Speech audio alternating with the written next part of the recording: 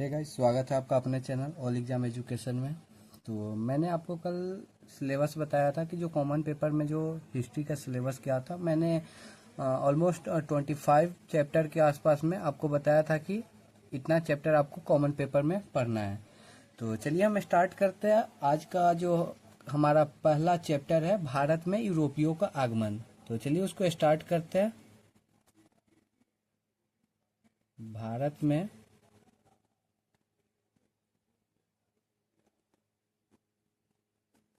यूरोपियों का आगमन। तो इसमें मैंने आपको बताया था कि इसमें हम पुर्तगालियों के बारे में पढ़ेंगे, डच के बारे में पढ़ेंगे, अंग्रेज के बारे में पढ़ेंगे और फ्रांसीसी के बारे में पढ़ेंगे। तो जो यूरोपियों का आगमन हुआ हमारे भारत में, तो जो सबसे पहले आया था वो पुर्तगाली था। और जो पुर्तगाली में जो आया था, एक नाविक था वास्को डिगामा, जो 17 मई 1498 को भारत आया था कालीकट बंदरगाह पे। और उस टाइम कालीकट का जो शासक था उसका नाम था जमोरीन। तो मैं पहले आपको थोड़ा स्टोरी बता देता हूँ, उसके बाद फिर मैं आपको लिख के बता दूंगा कि नोट्स पॉइंट क्या क्या है।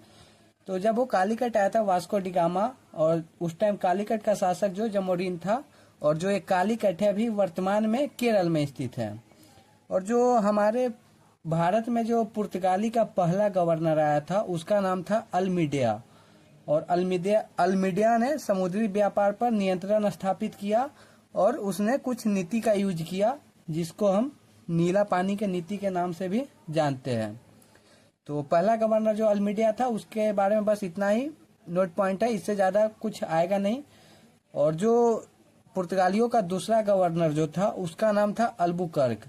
और यही है जो पुर्तगाली शक्ति का वास्तविक संस्थापक हम अल्बुकर्क को ही मानते हैं, क्योंकि जब से ये आया तब से पुर्तगाली शक्ति का बढ़ावा हुआ। और अल्बुकर्क ने 1510 ईस्वी में क्या किया, एक बीजापुर का शासक था जिसका नाम था यूसुफ आदिल शाह, उससे गोवा छीना और गोवा को अपना राजधानी बनाया। और वहां पे जो अल्बुकर्क था उसने प्रिंटिंग प्रेस लगाया और पहला व्यापारिक कोठी का स्थापना किया था कोचीन में। और एक कोचीन कहाँ है, तो कोचीन वर्तमान में केरल में स्थित है। और जो व्यापारिक कोठी जो लगाया था उसको हम व्यापारिक कारखाना के नाम से भी जानते हैं। और जब पुर्तगाली यहाँ पे भारत में आया तो वहाँ से जो वो अपने देश से क्या क्या लाया, तो जब पुर्तगाली भारत में आया तो सर्वप्रथम जो तंबाकू और आलू लेकर आया था। और जो ये पुर्तगाली है उसी ने जड़ी बूटी का वैज्ञानिक अध्ययन भी किया था। और जो पुर्तगाली का राजकुमारी था उसका नाम था कैथरीन, जिसका शादी 1661 ईस्वी में राजकुमार चार्ल्स द्वितीय के साथ हुआ था। और चार्ल्स द्वितीय को जो पुर्तगाली ने दहेज के रूप में मुंबई प्रदान किया। और चार्ल्स द्वितीय ने क्या किया, 1668 ईस्वी में मुंबई को 10 पाउंड वार्षिक किराए पर ईस्ट इंडिया कंपनी को दे दिया। बस पुर्तगाली में बस हमारा यही स्टोरी है। उसके बाद जो डच आया तो डच और पुर्तगाली में युद्ध हुआ और वहां पे पुर्तगाली पराजित हुआ, और वहां से पुर्तगाली शक्ति का पतन हो गया और डच का अधिकार हो गया। और जो पुर्तगाली के पराजय का मेन कारण माना जाता था उस टाइम में, वो डच की अपेक्षा जो पुर्तगाली का नौसैनिक है वो उसकी क्षमता कमजोर था। तो चलिए जितना मैंने आपको स्टोरी बताया उसको मैं आपको लिख के बताता हूँ। तो जो भारत में यूरोपियों का आगमन हुआ उसमें पहला जो था वो पुर्तगाली था। तो चलिए हम पुर्तगाली के बारे में स्टार्ट करते हैं।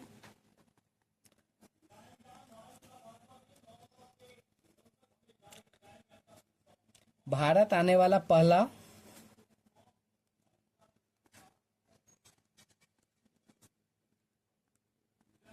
यूरोपीय शक्ति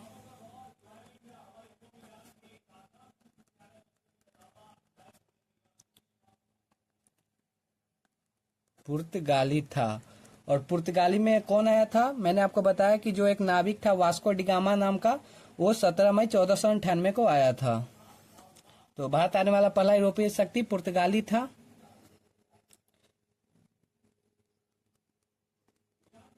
पुर्तगाली नाविक वास्को डिगामा 17 मई 1498 ईस्वी को भारत में आया। और कहाँ पे आया था? 1498 ईस्वी में कालीकट में आया था। और कालीकट वर्तमान में कहाँ पे? कालीकट वर्तमान में केरल में है। तो वर्तमान केरल में है।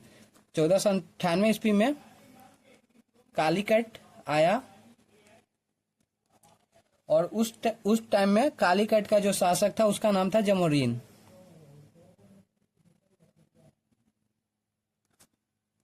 उस समय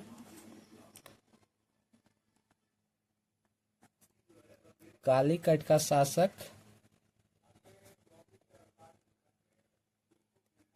जमोरीन था। और जो पहला गवर्नर था पुर्तगाली का, उसका नाम था अल्मीडिया। तो भारत में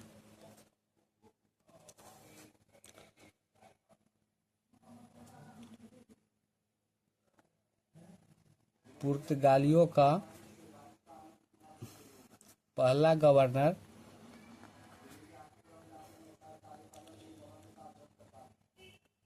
अल्मीडिया था। और मैंने आपको बताया अल्मीडिया जो समुद्री व्यापार का अपना नियंत्रण, समुद्री व्यापार पर जो अपना नियंत्रण किया था और जिस नीति का प्रतिपादन किया था उसे हम नीला पानी की नीति के नाम से जानते हैं। तो अल्मीडिया ने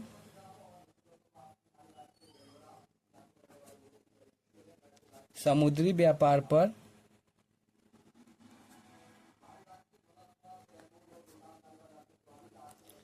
अपना नियंत्रण स्थापित करके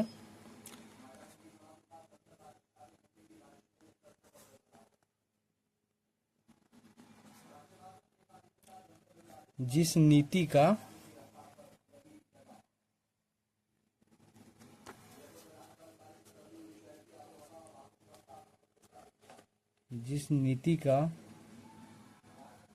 प्रतिपादन किया था उसे हम नीला पानी के नीति से जानते हैं।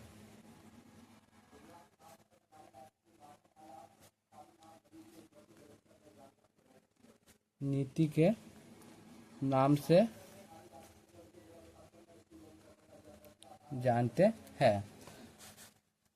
तो अल्मीडिया ने क्या कहते हैं, समुद्री व्यापार पर अपना नियंत्रण स्थापित किया और उसके बाद उसने जिस नीति का प्रतिपादन किया उसको हम नीला पानी के नीति के नाम से जानते हैं। और जो दूसरा गवर्नर था, तो भारत में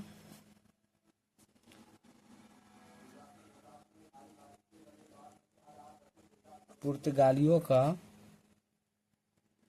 दूसरा गवर्नर अल्बुकर्क था।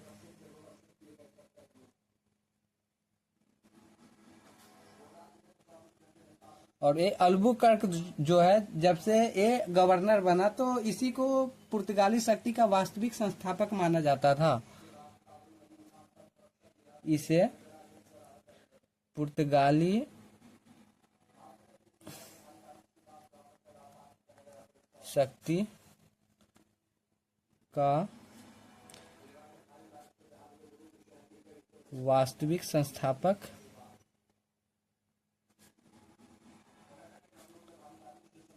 माना जाता था। और अल्बुकर्क ने क्या किया, 1510 ईस्वी में बीजापुर के शासक जो एक नाम था उसका यूसुफ आदिल शाह, उससे गोवा छीना और उसे अपना राजधानी बनाया था। तो इसने क्या किया था, अल्बुकर्क ने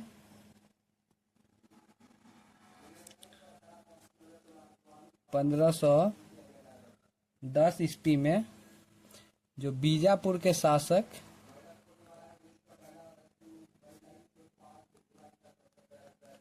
क्या नाम था, यूसुफ आदिल शाह,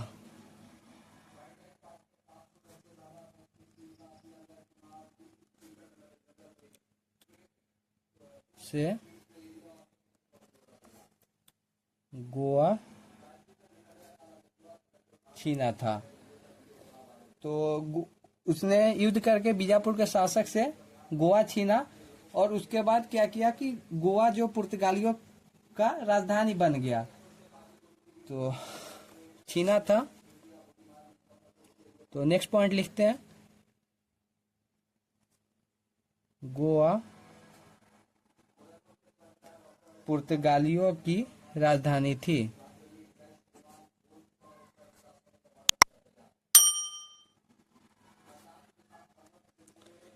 और जब यूसुफ आदिल शाह ने गोवा छीना तो सिर्फ गोवा ये पुर्तगालियों की राजधानी नहीं थी गोवा, बल्कि गोवा पुर्तगालियों के राजनीतिक एवं सांस्कृतिक उत्थान का केंद्र भी था।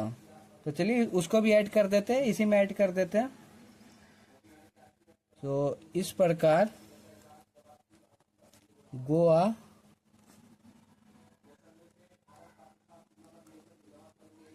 पुर्तगालियों के राजनीतिक एवं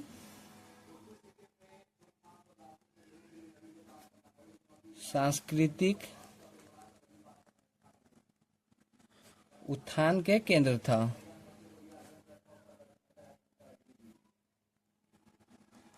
उत्थान के केंद्र था और पुर्तगालियों का राजधानी गोवा ही था। और ये पुर्तगाली लोग क्या किया, गोवा में प्रिंटिंग प्रेस लगाया था। प्रिंटिंग प्रेस कब लगाया था? तो प्रिंटिंग प्रेस ये लोग 1556 ईस्वी में लगाया था। 1510 में बीजापुर के शासक से अल्बुकर्क ने गोवा छीना और 1556 में गोवा में प्रिंटिंग प्रेस लगाया था।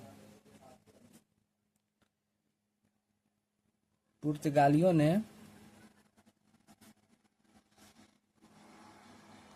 गोवा में प्रिंटिंग प्रेस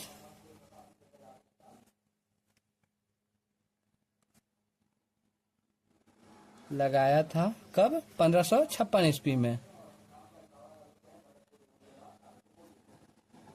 गाइज आप ईयर ध्यान में रखिएगा, क्योंकि हिस्ट्री में हमेशा ईयर में ही कंफ्यूजन रहता है। जब आप पूरा सीरीज में पढ़ोगे तो मतलब कब से स्टार्ट हुआ, कब क्या हुआ, तो आपको माइंड सेटअप रहेगा। लेकिन अगर आप ये सोचोगे कि हाँ आप एमसीक्यू क्वेश्चन टाइप में आप इसको याद कर लोगे, तो ये हिस्ट्री कोई छोटा मोटा नहीं है जो आप याद कर लोगे। आप पूरा कंसेप्ट पढ़े रहिएगा तो आप कहीं पे भी अटकिएगा नहीं, कहीं से आपको क्वेश्चन कितना भी घुमाए वो आप निकल जाइएगा वहां से। और जो प्रिंटिंग प्रेस लगाया था 1556 ईस्वी में। और पुर्तगाली लोग क्या किया था, पहला व्यापारिक कोठी का स्थापना कोचीन में किया था। और ये कोचीन, तो चलिए इसको लिखते हैं पहले। पुर्तगालियों ने भारत में अपनी पहली व्यापारिक कोठी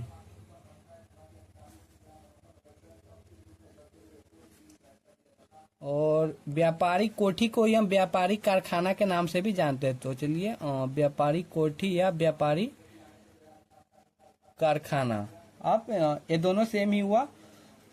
पहली व्यापारिक कोठी कोचीन में लगाया था। तो कोचीन का वर्तमान में कोचीन जो है वो केरल में है।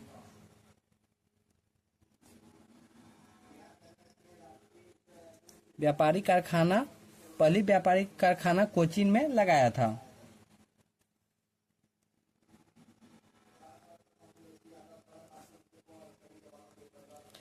और सर्वप्रथम जो पुर्तगाली था वो भारत में तंबाकू एवं आलू लाया था। तो चलिए उस पॉइंट को भी लिख देते।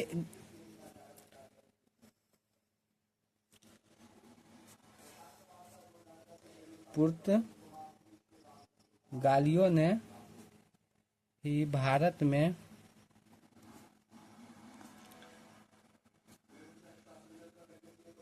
सर्वप्रथम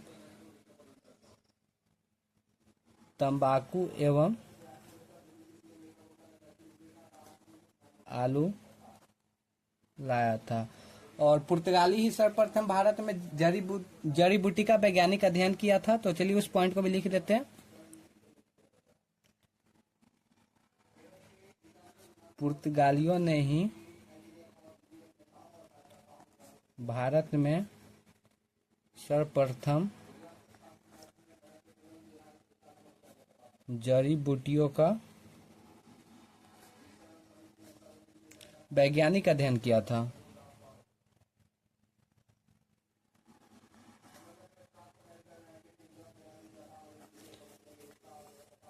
वैज्ञानिक अध्ययन किया था। और पुर्तगाली के राजकुमारी का नाम जो था कैथरीन, जिसका शादी इंग्लैंड के राजकुमार चार्ल्स द्वितीय के साथ 1661 ईस्वी में हुआ था। और उसके फलस्वरूप जो पुर्तगाली लोग हैं वो चार्ल्स द्वितीय को दहेज के रूप में मुंबई दान में दिया था। तो चलिए उस पॉइंट को भी लिखते हैं।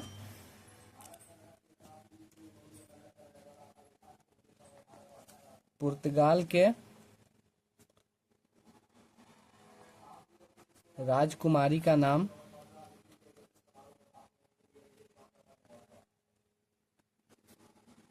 कैथरीन था, जिसका शादी इंग्लैंड के राजकुमार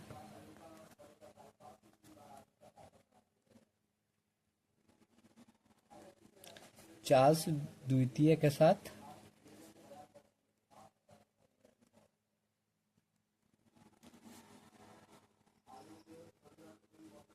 1661 ईस्वी में हुआ था,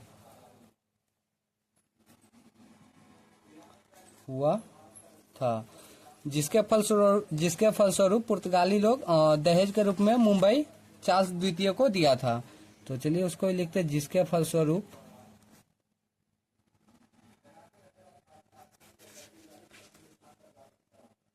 चार्ल्स द्वितीय को मुंबई दहेज के रूप में मिला था।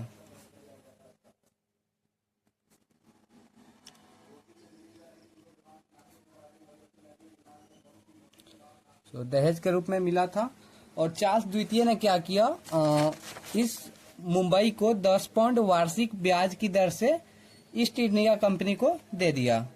और कब दिया, 1661 में इसका शादी हुआ और इसको दहेज स्वरूप मुंबई मिला। और 1668 में इसने ईस्ट इंडिया कंपनी को मुंबई, मतलब एक तरह से बोल सकते हो, भाड़े पे दे दिया। तो चलिए इस पॉइंट को लिख देते हैं। चार्ल्स द्वितीय ने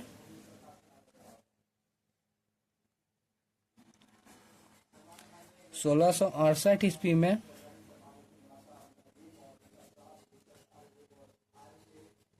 मुंबई को 10 पाउंड वार्षिक किराए पर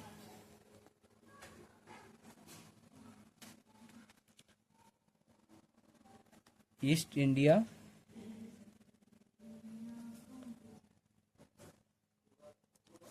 कंपनी को दे दिया था।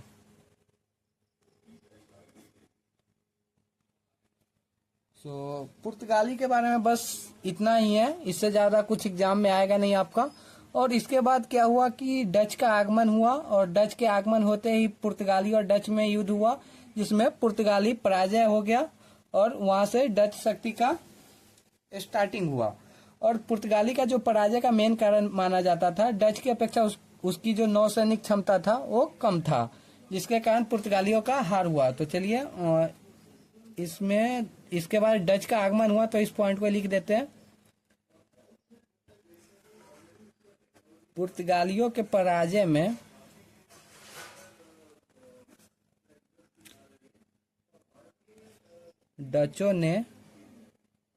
डचों का महत्वपूर्ण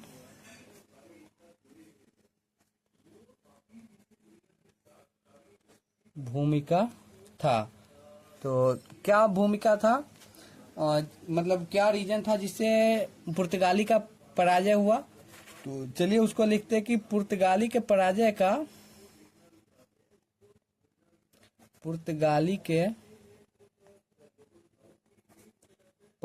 का मुख्य कारण माना जाता है डच की अपेक्षा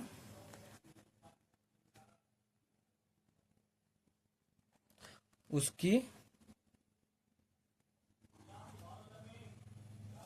नौसैनिक क्षमता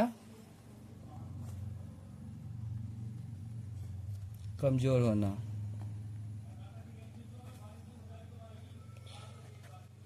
सो गाइस यही था पुर्तगाली का स्टोरी।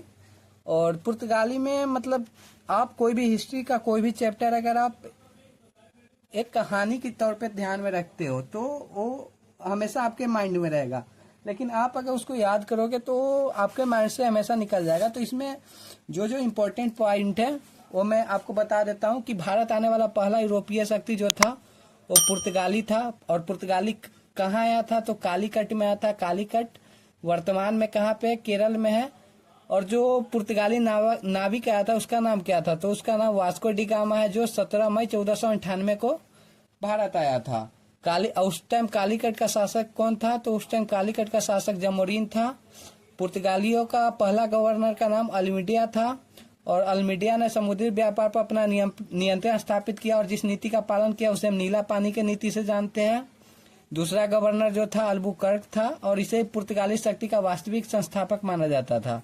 और अल्बुकर्क ने क्या किया? 1510 ईस्वी में बीजापुर के शासक यूसुफ आदिल शाह को पराजित किया और उससे गोवा छीना, और इस प्रकार गोवा पुर्तगाली का राजनीतिक एवं सांस्कृतिक उत्थान के केंद्र बना, और गोवा पुर्तगालियों की राजधानी थी।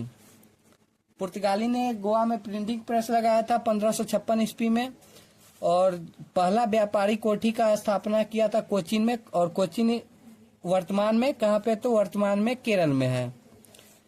और पुर्तगाली ही था जो भारत में सर्वप्रथम तंबाकू एवं आलू लाया था, और सर्वप्रथम जड़ी बूटियों का वैज्ञानिक अध्ययन किया था।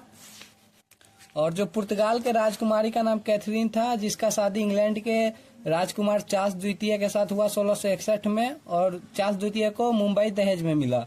और चार्ल्स द्वितीय ने क्या किया? 1668 में मुंबई को 10 पाउंड वार्षिक किराए पर ईस्ट इंडिया कंपनी को दे दिया।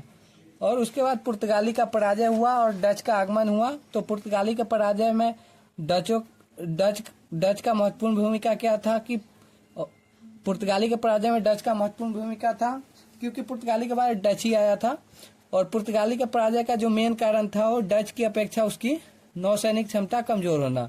सो आई होप गाइज कि आपको ये वीडियो जरूर अच्छी लगी होगी। अगर आपको वीडियो अच्छी लगी हो तो हमारे वीडियो को लाइक करें, कमेंट करें, और अपने दोस्तों के साथ शेयर करें, और हमारे चैनल को सब्सक्राइब करें। सो थैंक यू गाइज, मिलते हैं नेक्स्ट वीडियो में। हे गाइज, स्वागत है आपका अपने चैनल ऑल एग्जाम एजुकेशन में। तो मैंने आपको कल बताया था पुर्तगाली के बारे में, और हमने अपना पहला चैप्टर स्टार्ट किया था भारत में यूरोपियों का आगमन।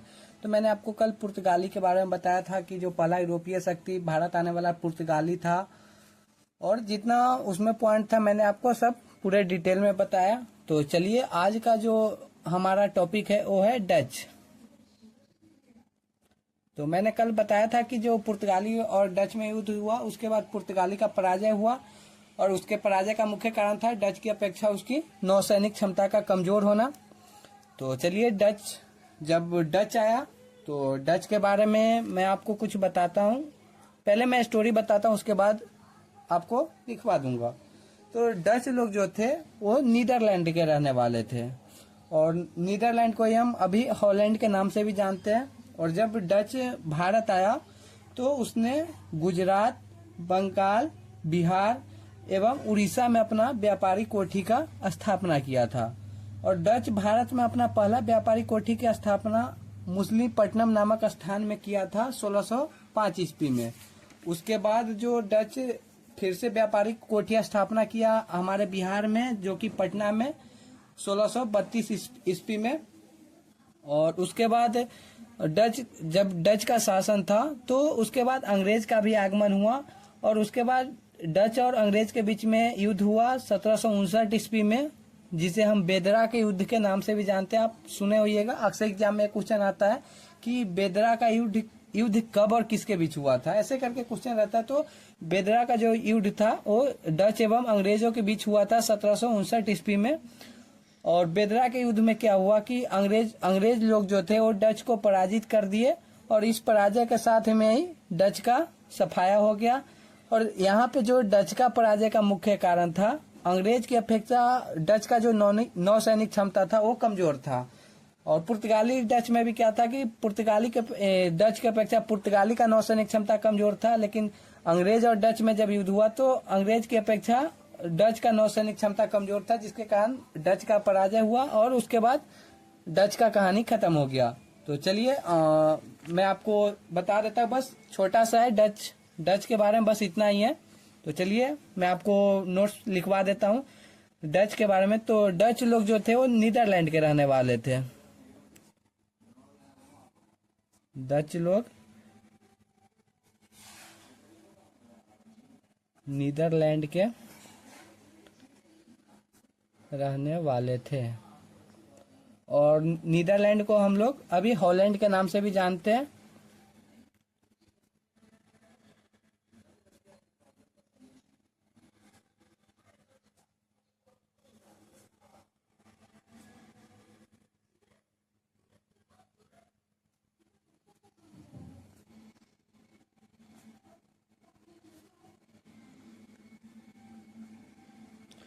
और डच जब भारत आया तो उसने अपना जो व्यापारी कोठी है वो गुजरात, बंगाल, बिहार और उड़ीसा में स्थापित किया था।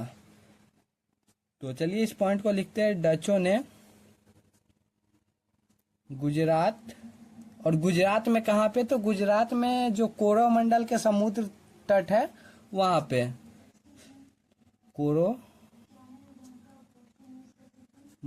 के समुद्र तट पर, गुजरात, बंगाल, बिहार एवं उड़ीसा में अपनी व्यापारी कोठी की स्थापना की थी। और मैंने आपको पिछले वीडियो में बताया था, जब मैं आपको पुर्तगाली बता रहा था, पुर्तगाली के बारे में, तो व्यापारी कोठी को हम व्यापारी कारखाना के नाम से भी जानते हैं। तो अपनी व्यापारी कोठी की स्थापना की थी।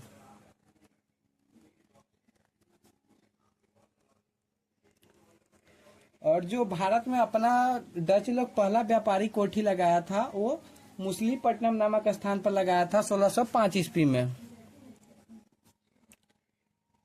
डचों ने भारत में अपनी पहली व्यापारी कोठी की स्थापना कहाँ पे किया था? मुसलीपट्टनम नामक स्थान पे।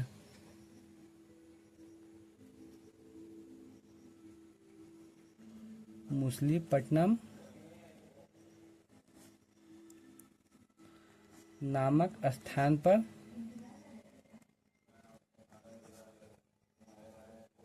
स्थापित किया था। कब किया था? 1605 ईस्वी में। 1605 ईस्वी में। और उसके बाद पटना में जो व्यापारी कोठी की स्थापना किया था डच लोग, वो कब किया था? 1632 ईस्वी में। तो डचों ने पटना में अपनी व्यापारी कोठी की स्थापना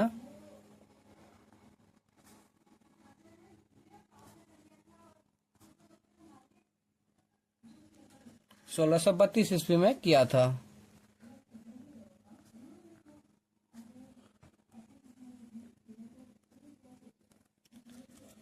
और उसके बाद मैंने एक पॉइंट बताया था, डच और अंग्रेज के बीच में एक युद्ध हुआ था जिसे हम बेदरा के युद्ध के नाम से जानते हैं।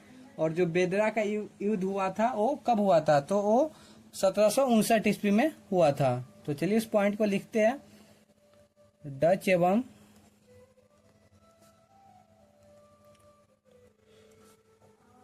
अंग्रेज के बीच 1759 ईस्वी में जो युद्ध हुई थी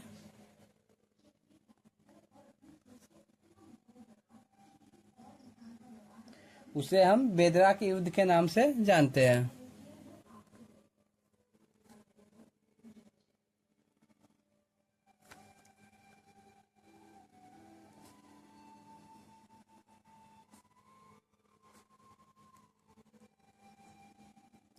और बेदरा के युद्ध के बाद में ही डच का सफाया हो गया, क्योंकि इस युद्ध में अंग्रेज जीते और डच का पराजय हुआ। तो इस युद्ध के बाद में ही जो डच का सफाया हो गया सो इस युद्ध में मतलब बेदरा के युद्ध में अंग्रेजों ने डचों को पराजित किया।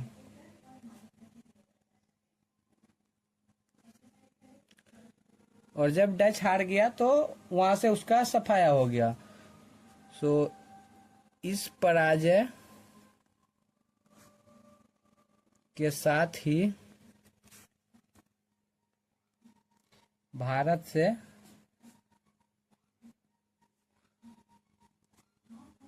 डच शक्ति का सफाया हो गया।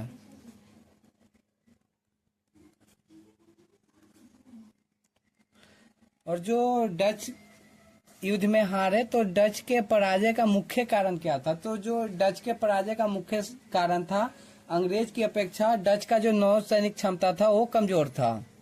तो चलिए इस पॉइंट को लिखते हैं। डच के पराजय का मुख्य कारण था अंग्रेज की अपेक्षा डचों का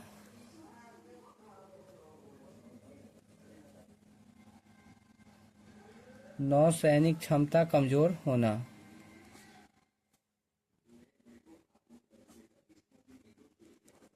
सो इसके साथ ही डच का सफाया हो गया। फिर अंग्रेज भारत में है तो अंग्रेज थोड़ा लंबा टाइम तक रहा, तो उसका हम कल स्टार्ट करेंगे। सो आई होप गाइज कि आपको ये वीडियो जरूर अच्छी लगी होगी। सो चलिए एक बार मैं आपको रिपीट करा देता हूँ कि डच जो इसमें मतलब क्या क्या की पॉइंट है जो आपको ध्यान में रखना है। तो डच कहाँ के रहने वाले थे? तो नीदरलैंड के रहने वाले थे, और नीदरलैंड को ही हम हॉलैंड के नाम से भी जानते हैं। और डच जो गुजरात में कहाँ कहाँ पे मतलब अपना व्यापारिक कोठी की स्थापना किया था? तो गुजरात में किया था, बंगाल में किया था, बिहार में किया था और उड़ीसा में किया था। और जो पहली व्यापारिक कोठी की स्थापना कहाँ पे किया था? तो मुसलीपट्टनम नामक स्थान पे 1605 ईस्वी में किया था। और उसके बाद पटना में जो व्यापारिक कोठी की स्थापना कब किया था? तो 1632 ईस्वी में पटना में किया था। और जो डच और अंग्रेज के बीच में जो युद्ध हुआ था, जिसे हम बेदरा के युद्ध के नाम से जानते हैं, तो बेदरा का युद्ध कब हुआ था?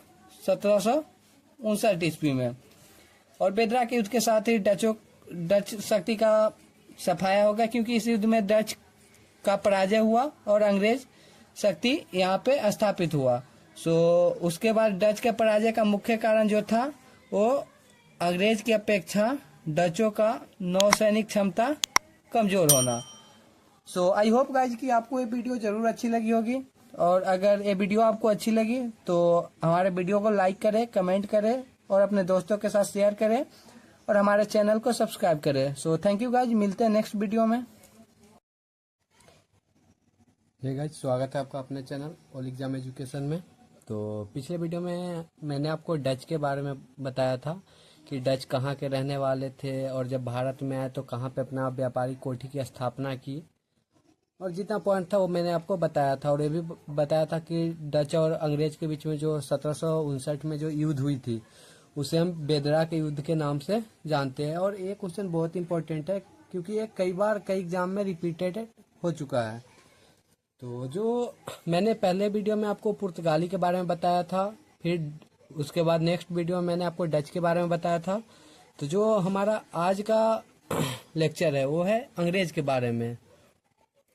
तो अगर आपने पिछला दोनों वीडियो नहीं देखा तो सबसे पहले आप जाके वो देखो, उसके बाद आप इस पे आओ।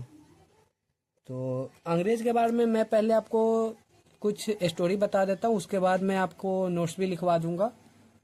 तो जो अंग्रेज थे वो सबसे पहले पूर्वी देशों के साथ व्यापार करने के लिए आए थे। जो ब्रिटेन की महारानी जो थी एलिजाबेथ प्रथम, उसने अंग्रेजों को मतलब ईस्ट इंडिया कंपनी को पूर्वी देशों के साथ व्यापार करने का अनुमति दिया था। और जो ईस्ट इंडिया कंपनी था उसमें स्टार्टिंग में टोटल 217 लोग शामिल थे, जिसमें महारानी को लेके टोटल 217 शामिल थे। और जब ईस्ट इंडिया कंपनी भारत में आया तो उस टाइम उसके सदस्यों को स्टार्टिंग में साहसी लोगों का मंडली कहा जाता था, जिसका कार्यों का देखरेख एक गवर्नर करता था, जिसका नाम था गवर्नर इन काउंसिल। जैसे आप कोई भी काम कर रहे हो किसी भी टीम का, तो एक टीम का लीडर होता है जो सबको देखता है। वैसे ही उस टाइम में जो गवर्नर इन काउंसिल था वो पूरे टीम को देखता था। और उस टाइम जो ब्रिटेन के सम्राट थे वो उनका नाम था जेम्स प्रथम, जिन्होंने अपने पहले राजदूत के रूप में कैप्टन हॉकिंस को भारत भेजा। और उस टाइम जो यहाँ पे भारत में शासन था वो मुगल बादशाह जहांगीर का शासन था।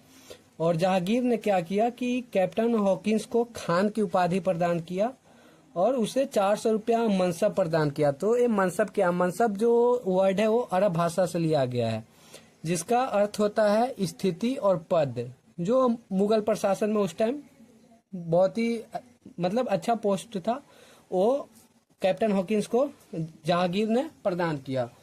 और उसके बाद जेम्स प्रथम ने दूसरे राजदूत के रूप में सर टॉमस रो को भारत भेजा था। और उस टाइम भी मुगल बादशाह जो था वो जहांगीर ही था। और जब अंग्रेज भारत में आए और अपनी पहली व्यापारी कोठी की स्थापना की थी, उन्होंने 1608 में की और वो सूरत में थी। लेकिन 1608 में स्थापना किया था और उसे मान्यता मिला था 1613 में।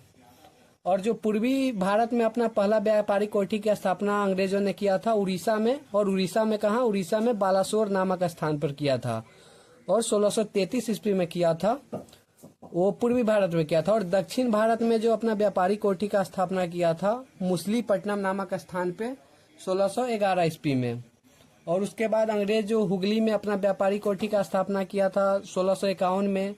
फिर उसके बाद क्या अंग्रेज द्वारा लूटपाट हुगली में किया गया 1686 में, जिससे उस टाइम जो मुगल बादशाह औरंगजेब का शासन था और जिससे औरंगजेब नाराज हो गया और उसने क्या किया कि अंग्रेज से जितना भी व्यापारी कोठी था अंग्रेज का उस सब पे अधिकार कर लिया। तो 1686 में जो अंग्रेजों ने लूटपाट की थी जिसके कारण औरंगजेब सब पे कब्जा कर लिया। फिर जाके क्या हुआ कि 1690 में एक अंग्रेज जो था वो जुर्माना के तौर पे 1.5 लाख रुपया दिया। और उसके बाद फिर औरंगजेब ने क्या किया कि सभी जो व्यापारी कोठी था उसको वापस कर दिया। तो व्यापारी कोठी जब वापस कर दिया तो फिर से अंग्रेजों का शासन चालू हुआ। और उसके बाद अंग्रेजों ने क्या किया कि एक राजा से जो मद्रास है उसको किराए पर लिया और उसके चारों तरफ घेराबंदी कर दिया। और जो घेराबंदी किया उस किला को हम फोर्ट सेंट जॉर्ज किला कहते हैं।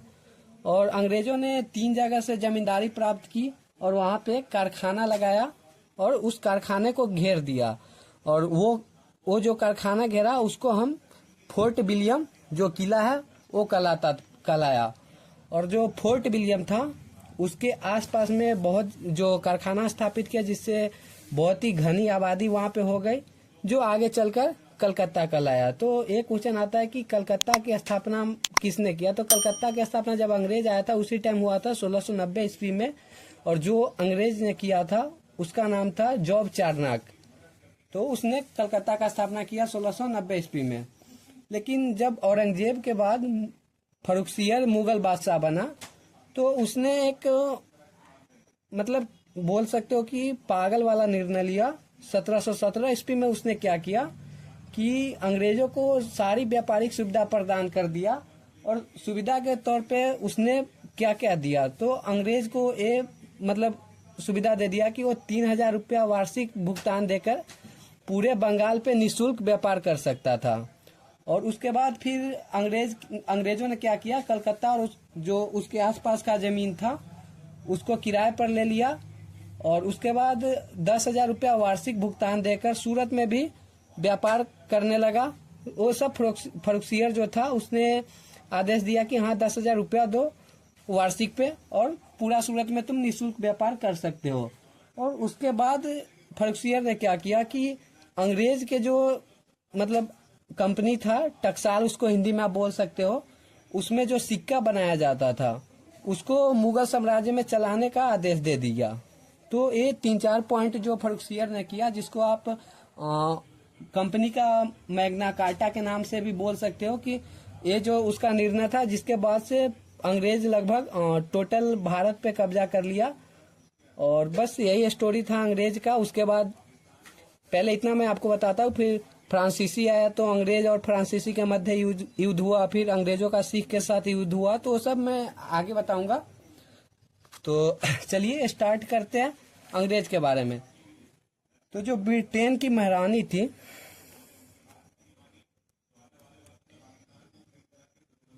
ब्रिटेन की महारानी कौन थी? एलिजाबेथ प्रथम थी।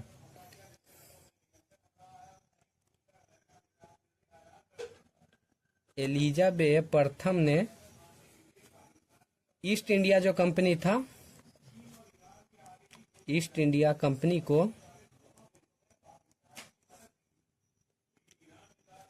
पूर्वी देशों के साथ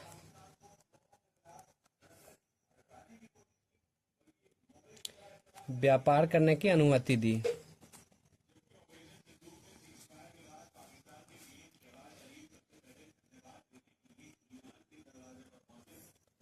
और स्टार्टिंग में ईस्ट इंडिया कंपनी में टोटल 200, जो ईस्ट इंडिया कंपनी था, इसमें टोटल 217 साझेदार थे। 217 साझेदार थे, जिसमें महारानी भी शामिल थी। महारानी भी शामिल थी। और ईस्ट इंडिया कंपनी के सदस्यों को मैं यहीं पे डाल देता हूं, ये आपको शॉर्ट में रहेगा। तो जो ईस्ट इंडिया कंपनी के सदस्यों को स्टार्टिंग में, सदस्यों को प्रारंभ में शासी लोगों का मंडली कहा जाता था। शासी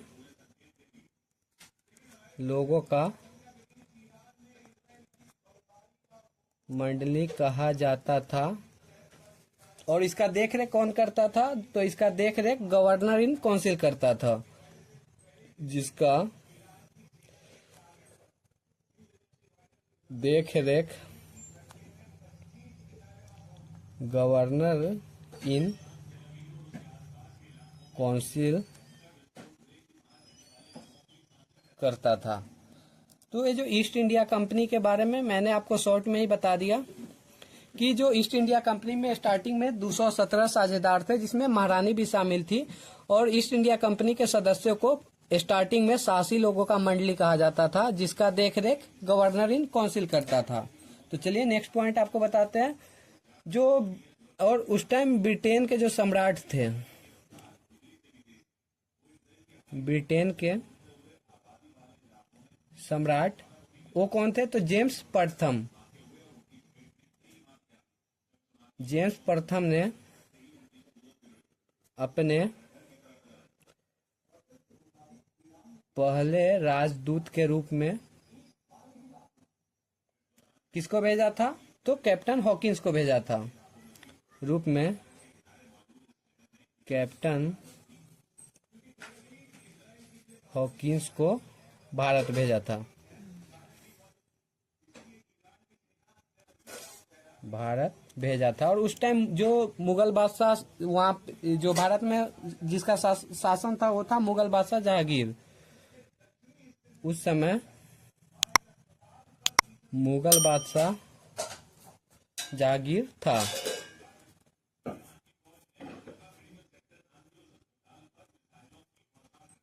जहांगीर था। और जहांगीर ने क्या किया? कैप्टन हॉकिंस को खान की उपाधि भी प्रदान किया और उसे 400 का मनसब प्रदान किया था। जहांगीर ने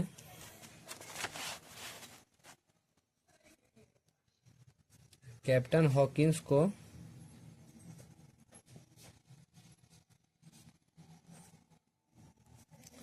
खान की उपाधि प्रदान की और उसे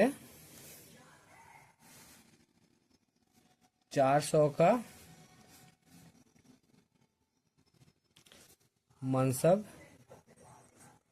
प्रदान किया। तो ये जो मनसब वर्ड है ये अरब भाषा से लिया गया है, जिसका अर्थ होता है स्थिति और पद। जो उस टाइम में मुगल प्रशासन में एक अच्छा पोस्ट था, जो जहांगीर ने कैप्टन हॉकिंस को दिया। और उसके बाद जो ब्रिटेन का सम्राट जेम्स प्रथम जो था, दूसरे राजदूत के रूप में सर टॉमस रो को भारत भेजा था। तो चलिए इस पॉइंट को लिख देते हैं। ब्रिटेन के सम्राट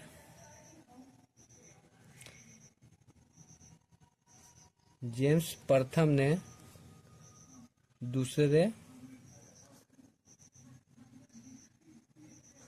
राजदूत के रूप में सर टॉमस रो को भारत भेजा था। और उस टाइम भी जो यहाँ पे मुगल बादशाह जहांगीर ही था, उस समय भी मुगल बादशाह जहांगीर था। तो गाइस ये ध्यान रखिएगा कि जो जेम्स प्रथम ने पहला राजदूत जो कैप्टन हॉकिंस को भेजा उस टाइम भी मुगल बादशाह जहांगीर था, और जब दूसरा राजदूत सर टॉमस रो को भारत भेजा उस टाइम भी मुगल बादशाह जहांगीर ही था। और जब यहाँ पे दूसरे राजदूत को भेजा उसके बाद अंग्रेज अपना व्यापारी कोठी यहाँ पे स्थापित करने लगा। तो जो सबसे पहले जो व्यापारी कोठी स्थापित किया था, सूरत में स्थापित किया था 1608 ईस्वी में, जिसको 1613 में मान्यता मिला था। तो अंग्रेजों ने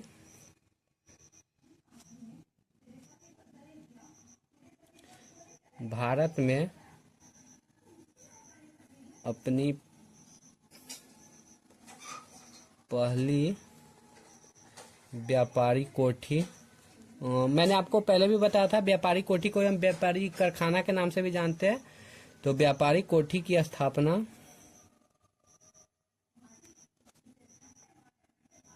1608 ईस्वी में सूरत में स्थापित किया।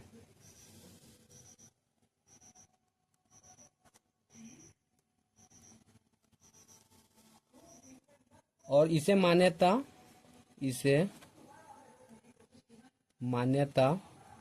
1613 में मिला। और उसके बाद जो हमारा नेक्स्ट पॉइंट है,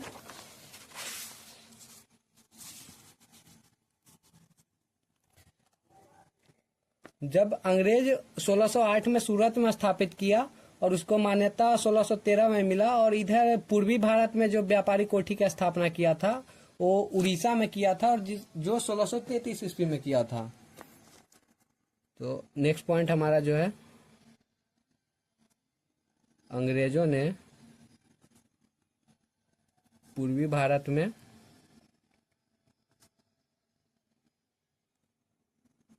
अपनी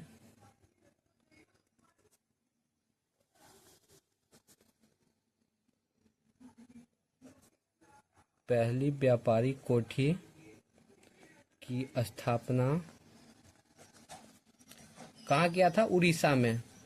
और उड़ीसा में कहाँ? तो उड़ीसा में बालासोर नामक स्थान पे। उड़ीसा में कहाँ? बालासोर नामक स्थान पे उड़ीसा में किया था। बालासोर नामक स्थान पे 1633 ईस्वी में, उड़ीसा में 1633 ईस्वी में किया था। और उसके बाद जब पूर्वी भारत में व्यापारी कोठी का स्थापना हुआ, उसके बाद दक्षिण भारत में जो अपना व्यापारी कोठी का स्थापना किया था वो मुसलीपट्टनम नामक स्थान पे किया था, और 1611 ईस्वी में। तो अंग्रेजों ने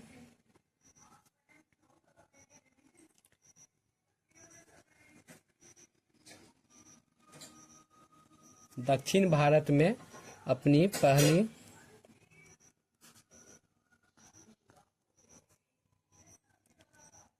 व्यापारी कोठी की स्थापना 1611 ईस्वी में मुसलीपट्टनम नामक स्थान पे, मुसलीपट्टनम नामक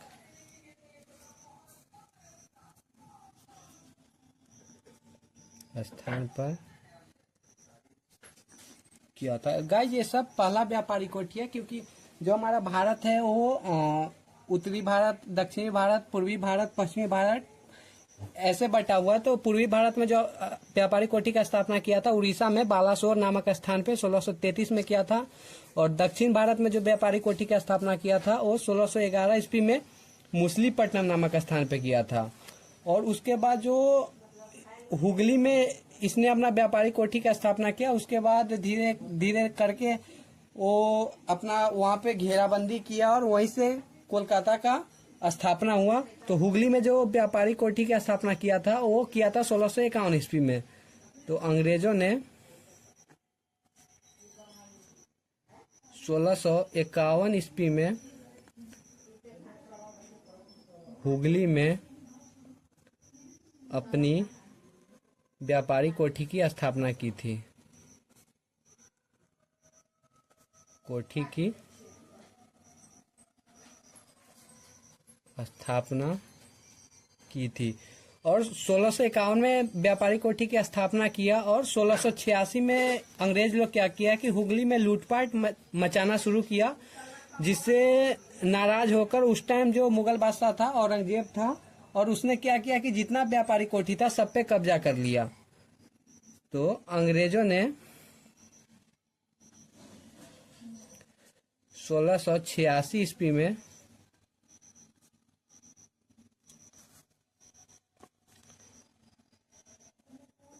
हुगली में लूटपाट की, जिससे नाराज होकर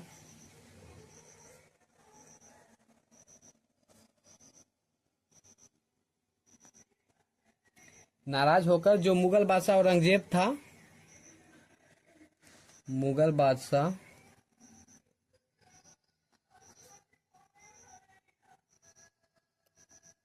औरंगजेब ने जो बंगाल में हुगली जो बंगाल में है, बंगाल स्थित समस्त व्यापारी कोठी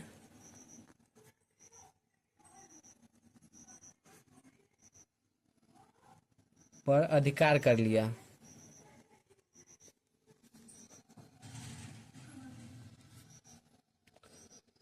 तो जो औरंगजेब था 1686 में पूरे जो अंग्रेजों का व्यापारी कोठी था सब पे अधिकार कर लिया। तो 1690 में एक अंग्रेज आया जिसका नाम था जॉन चाइल्ड। उसने और औरंगजेब को जुर्माना के तौर पे 1.5 लाख रुपया दिया, जिसके बाद औरंगजेब ने क्या किया कि जितना व्यापारी कोठी पर अधिकार किया था सबको उसने छोड़ दिया। तो 1690 ईस्वी में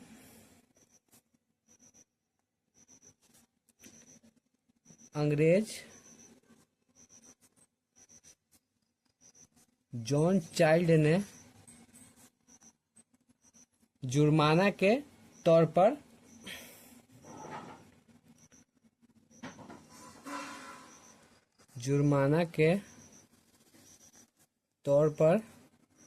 कितना 1.5 लाख रुपया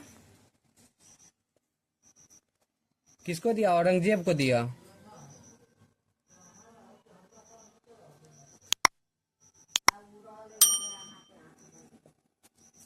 औरंगजेब को दिया, जिसके बाद इसने क्या किया कि जितना व्यापारी कोठी था सबको वापस कर दिया। तौर पे 1.5 लाख रुपया औरंगजेब को दिया। इसके बाद उसने समस्त व्यापारी कोठी को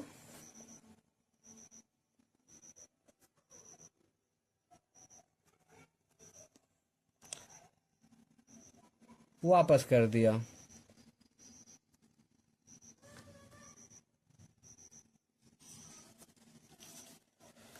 तो जो 1.5 लाख के बाद ये औरंगजेब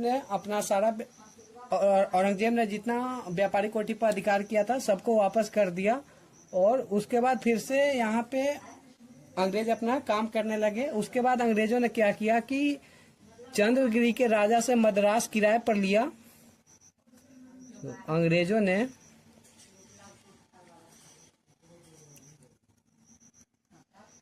चंद्रगिरी के राजा से मद्रास किराए पर लिया और इसके चारों तरफ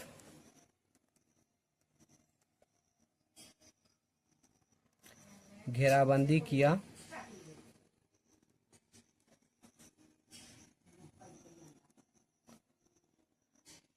और यही किला,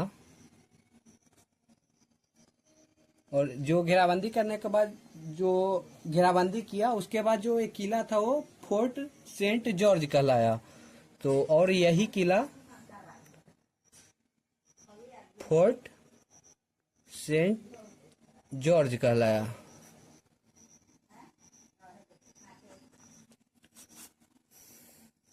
और उसके बाद अंग्रेजों ने क्या किया कि 3 जगह की जमींदारी प्राप्त की और उस जगह पर कारखाना लगाया और उसके बाद उसको घेर दिया और जहां पे घेरा वही किला फोर्ट विलियम कहलाया। सो अंग्रेजों ने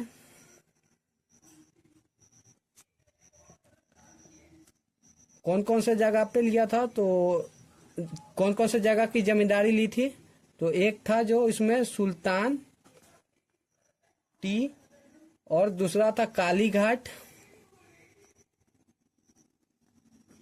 एवं गोविंदपुर।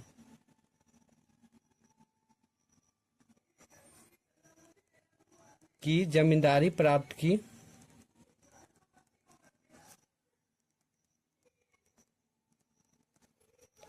और इस जगह पर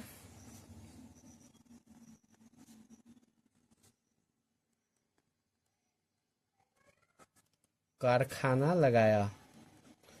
और जब कारखाना लगाया उसके बाद उसने क्या किया, इसे घेर दिया और इसे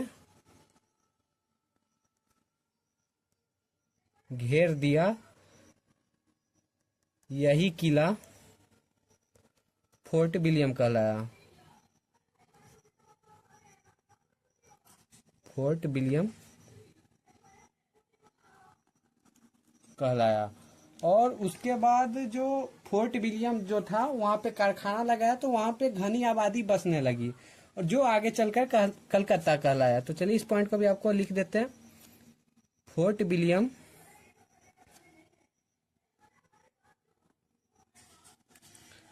के आसपास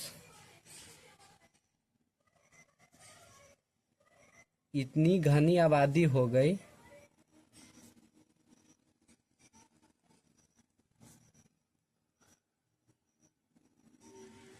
जो आगे चलकर कलकत्ता कहलाया।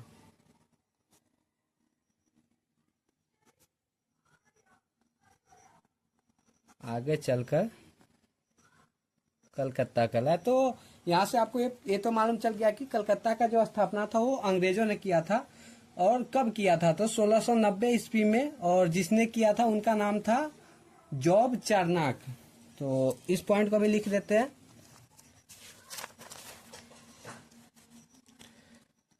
कलकत्ता की स्थापना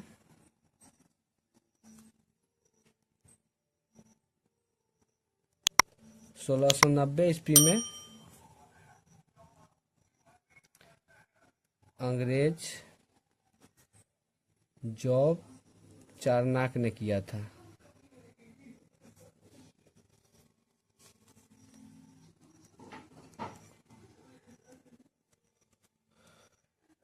और उसके बाद जो मुगल बादशाह था वो था फर्रुखसियर, जिसने क्या किया कि 1717 ईस्वी में अंग्रेजों को बहुत ही ज्यादा व्यापारिक सुविधा प्रदान किया, जिसे हम कंपनी के मैग्ना कार्टा के नाम से जानते हैं।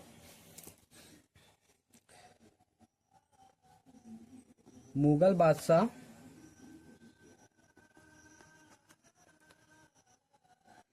फर्रुखसियर ने 1717 ईस्वी में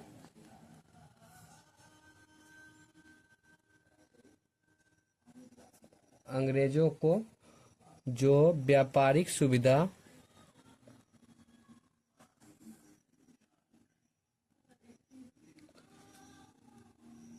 प्रदान किया उसे हम कंपनी के मैग्ना कार्टा के नाम से जानते हैं।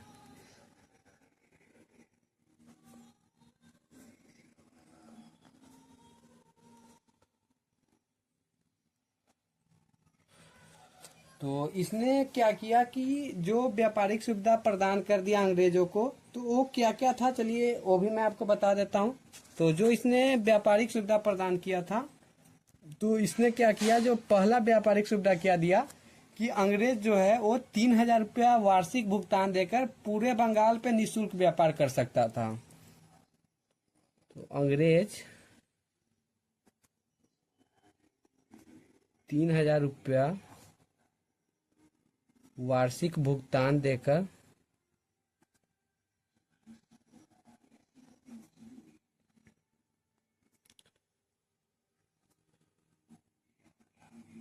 पूरे बंगाल पर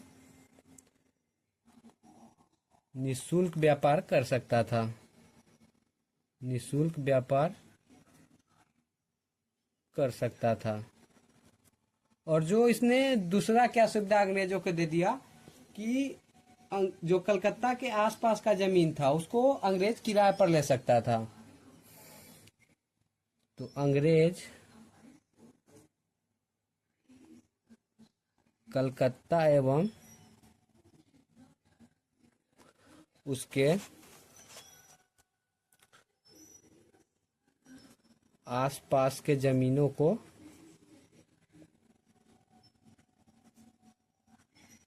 किराए पर ले सकता था।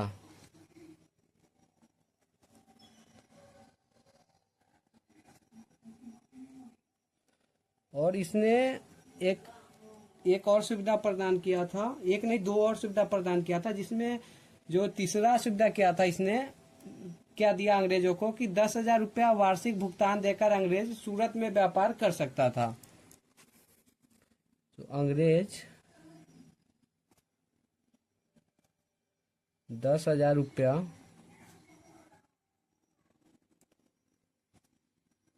वार्षिक भुगतान देकर सूरत में व्यापार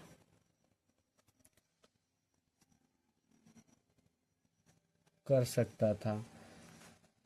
और जो ये लास्ट जो इसने सुविधा अंग्रेजों को प्रदान किया, ये सबसे ज्यादा खतरनाक साबित हुआ। ये क्या था कि अंग्रेज जो सिक्का बना रहा था उसको मुगल साम्राज्य में चलाया जा सकता था। तो अंग्रेज के टकसाल में जो सिक्का बनाए गए थे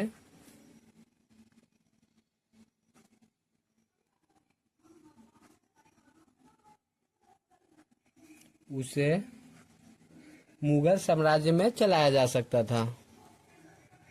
मुगल साम्राज्य में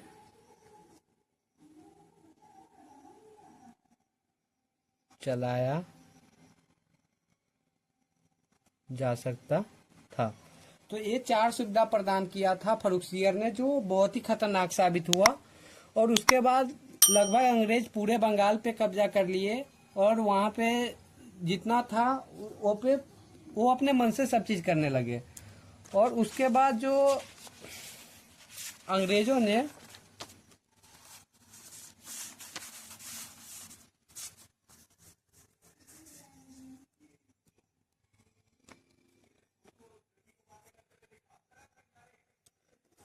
तो जो फर्रुखसियर ने सुविधा प्रदान किया, उसके बाद एक और राज्य था जो अंग्रेजों को व्यापारी सुविधा प्रदान किया 1632 ईस्वी में, जिसको हम कंपनी के जिसे हम कंपनी के सुनहला फरमान के नाम से जानते हैं। इसको क्या जानते हैं, जो फर्रुखसियर ने दिया उसको हम कंपनी के मैग्ना कार्टा के नाम से जानते हैं।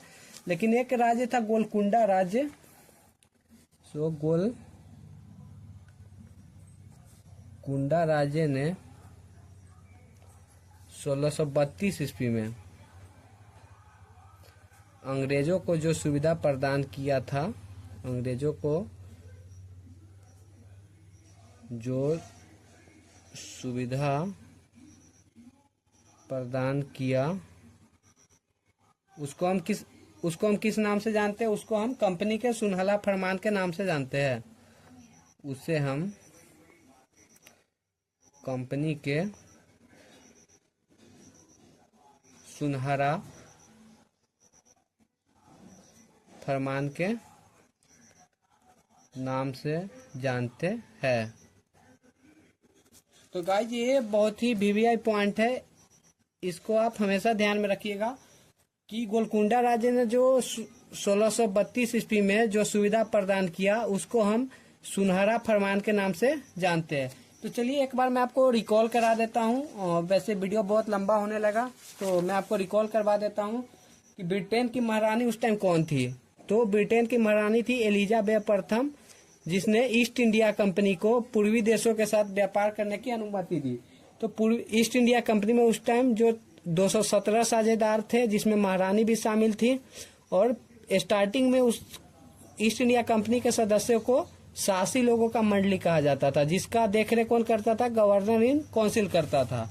ब्रिटेन का सम्राट कौन था? तो जेम्स प्रथम था। और पहले राजदूत के रूप में कैप्टन हॉकिंस को भेजा। और उस टाइम जो यहाँ पर जो बादशाह था वो जहांगीर था। और जहांगीर ने क्या किया कि खान की उपाधि प्रदान किया और 400 का मनसब उसको प्रदान किया। और दूसरे राजदूत के रूप में सर थॉमस रो को भेजा। उस टाइम भी मुगल बादशाह जहांगीर था। और भारत में अपनी पहली व्यापारी कोठी अंग्रेज 1608 में स्थापित किया था सूरत में, और इसको मान्यता 1613 में मिला। उसके बाद पूर्वी भारत में जो व्यापारी कोठी की स्थापना किया था उड़ीसा में बालासोर नामक स्थान पे 1633 ईस्वी में। और दक्षिण भारत में जो पहली व्यापारी कोठी का स्थापना किया था 1611 में मुसलीपट्टनम नामक स्थान पे। और हुगली में 1651 ईस्वी में हुगली में। और 1686 में अंग्रेजों ने क्या किया कि हुगली में लूटपाट मचाई, जिससे नाराज होकर 1686 में लूटपाट की, जिससे नाराज होकर औरंगजेब ने क्या किया कि व्यापारी कोठी पर अधिकार कर लिया। लेकिन 1690 में फिर क्या हुआ कि अंग्रेज जॉन चाइल्ड ने जुर्माना के तौर पर 1.5 लाख रुपया दिया। उसके बाद औरंगजेब ने क्या किया कि जो पूरा व्यापारी कोठी था उसको वापस कर दिया। फिर अंग्रेजों ने क्या किया कि चंद्रगिरी के राजा से मद्रास किराए पर लिया। कहाँ के राजा से? चंद्रगिरी के राजा से। और मद्रास किराए पर लिया और उसके चारों तरफ घेराबंदी किया था, जिसको हम फोर्ट सेंट जॉर्ज का किला कहते हैं। और उसके बाद अंग्रेजों ने 3 जगह से जो जमींदारी प्राप्त की थी, सुल्तानटी, कालीघाट और गोविंदपुर, और कारखाना लगाया। और ये किला क्या कहलाया? फोर्ट विलियम कहलाया था। और फोर्ट विलियम के आसपास जो कारखाना स्थापित हुआ उसके कारण बहुत घनी आबादी हो गई, जो आगे चलकर कलकत्ता कहलाया। तो ये पॉइंट भी आपका बहुत ही वीवीआई है कि कलकत्ता की स्थापना कब हुई? तो 1690 ईस्वी में। किसके द्वारा? अंग्रेज जॉब चारनाक के द्वारा हुआ था। और 1717 ईस्वी में अंग्रेजों को जो फरुखसियर ने व्यापारी सुविधा दिया, जिसको हम कंपनी के मैग्ना कार्टा के नाम से जानते थे, उसमें उसने क्या किया था वो मैं आपको पहले ही बता चुका हूँ। और ये हमारा लास्ट पॉइंट है, जिसमें गोलकुंडा राजे ने 1632 में अंग्रेजों को सुविधा प्रदान किया, जो कंपनी के सुनहरा फरमान के नाम से जाना जाता है। सो आई होप गाइज कि आपको ये वीडियो जरूर समझ आई होगी। और अगर आपको वीडियो अच्छी लगे तो हमारे वीडियो को लाइक करें, कमेंट करें, शेयर करें और हमारे चैनल के साथ अवश्य जुड़े। सो थैंक यू गाइज, मिलते हैं नेक्स्ट वीडियो में। हे गाइज, स्वागत है आपका अपने चैनल ऑल एग्जाम एजुकेशन में। तो मैंने आपको कल के वीडियो में बताया था अंग्रेजों के बारे में, जिसमें मैंने जितना भी इम्पोर्टेंट पॉइंट था वो सब आपको बताया। मैंने पहले आपको स्टोरी बताया, फिर आपको नोट्स भी लिखवाया, फिर आपको उसको रिकॉल भी करवाया कि क्या क्या आपको याद रखना है। तो आज का हमारा क्लास है, फर्स्ट चैप्टर का लास्ट क्लास है, जिसमें हम पढ़ेंगे फ्रांसीसी के बारे में।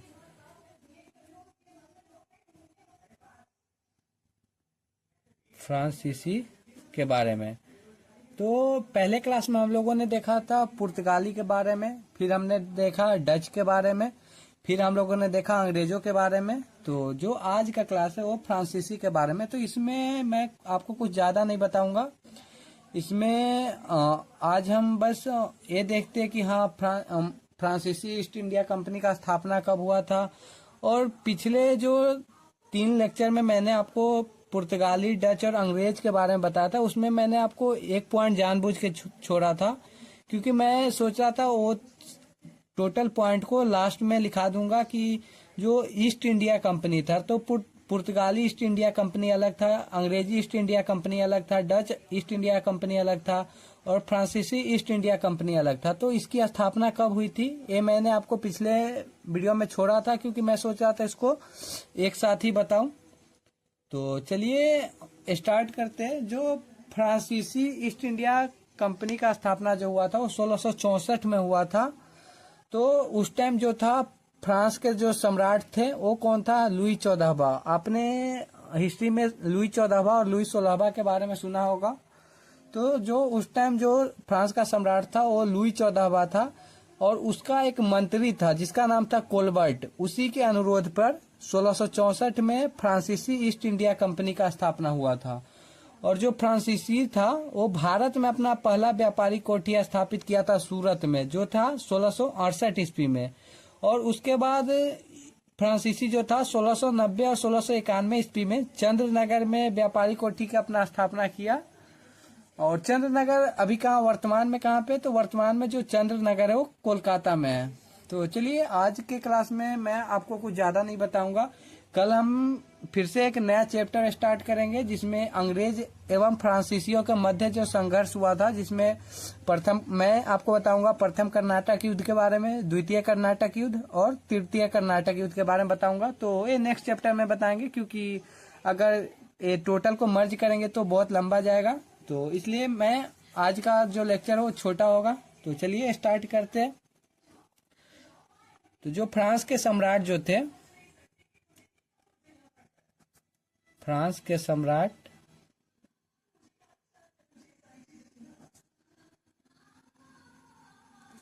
लुई 14वां, जो फ्रांस के सम्राट थे लुई 14वां था, लेकिन उनके मंत्री जो था वो कोलबर्ट था। तो फ्रांस के सम्राट लुई 14वां के मंत्री कोलबर्ट के अनुरोध पर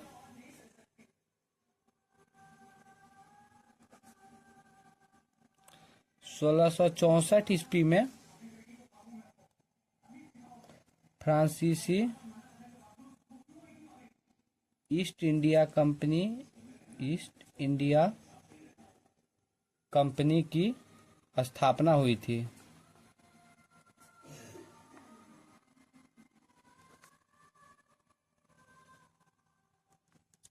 ईस्ट इंडिया कंपनी की स्थापना हुआ था। और जो फ्रांसीसी था वो भारत में अपना पहला व्यापारिक कोठी 1668 में लगाया था। कहाँ पे? तो सूरत में। तो फ्रांसीसियों ने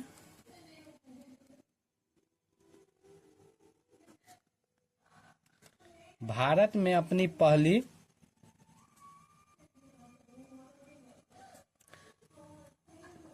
व्यापारिक कोठी की स्थापना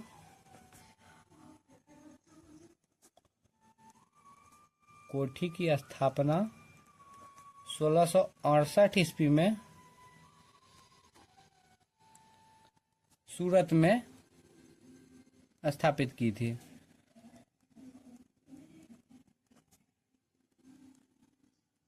और उसके बाद फ्रांसीसी जो था वो 1690-91 ईस्वी में चंद्रनगर में व्यापारिक कोठी की स्थापना किया।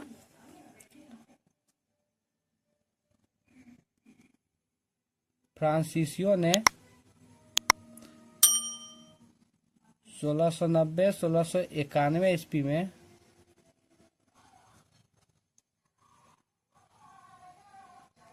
चंद्रनगर में अपनी व्यापारिक कोठी की स्थापना की।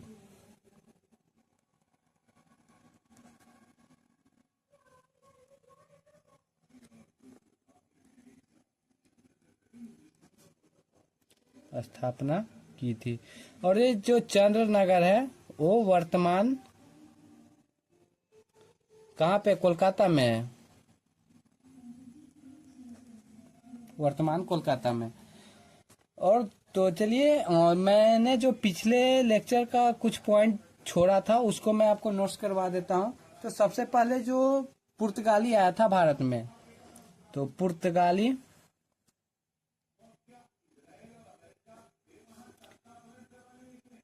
ईस्ट इंडिया कंपनी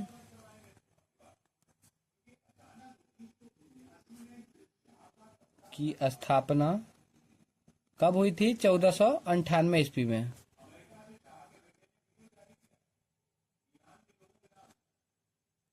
जब मैंने आपको पुर्तगालियों के बारे में पढ़ाया था तो मैं बताया था कि जो पुर्तगाली नाविक वास्को डिगामा आया था 17 मई 1498 ईस्वी में। कहाँ आया था? कालीकट बंदरगाह पे, जो कि वर्तमान केरल में है। उस टाइम जो कालीकट का जो शासक था उसका नाम था जमोरीन। तो मैंने पुर्तगाली में ये सब आपको कंसेप्ट बताया हुआ है। तो बस ये पॉइंट मैंने छोड़ा था, जानबूझ के छोड़ा था, क्योंकि मैं चाहता था कि ये टोटल पॉइंट जो ईस्ट इंडिया कंपनी वाला वो एक साथ रहे। तो पुर्तगाली ईस्ट इंडिया कंपनी जो था वो 1498 ईस्वी में इसकी स्थापना हुई थी। तो पुर्तगाली के बाद आया था डच। तो डच ईस्ट इंडिया कंपनी की स्थापना जो हुई थी वो 1602 ईस्वी में हुई थी। डच ईस्ट इंडिया कंपनी की स्थापना 1602 ईस्वी में हुई थी। और जो उसके बाद डच के बाद आया अंग्रेज। तो अंग्रेज ईस्ट इंडिया कंपनी की स्थापना 1600 ईस्वी में हुई थी। और उस टाइम गाइज ध्यान रखिएगा, जो अंग्रेज ईस्ट इंडिया कंपनी का स्थापना 1600 में हुई थी, और उस टाइम जो मुगल बादशाह था वो अकबर था। तो चलिए, ये जो फ्रांसीसी ईस्ट इंडिया कंपनी की फ्रांसीसी ईस्ट इंडिया कंपनी की स्थापना मैंने आपको पहले लाइन में बता दिया था कि 1664 में हुआ था। 1664 ईस्वी में हुई थी। सो गाइज, आज का जो हमारा पहला चैप्टर है वो इसका लास्ट क्लास था। मैंने उसमें आपको पहले जो चैप्टर स्टार्ट किया था भारत में यूरोपियों का आगमन, उसमें मैंने आपको पुर्तगाली के बारे में बताया था, डच के बारे में बताया था, अंग्रेजों के बारे में बताया था, और ये जो लास्ट है वो फ्रांसीसी के बारे में बताया था। सो आई होप गाइज कि आपको वीडियो जरूर समझ आई होगी।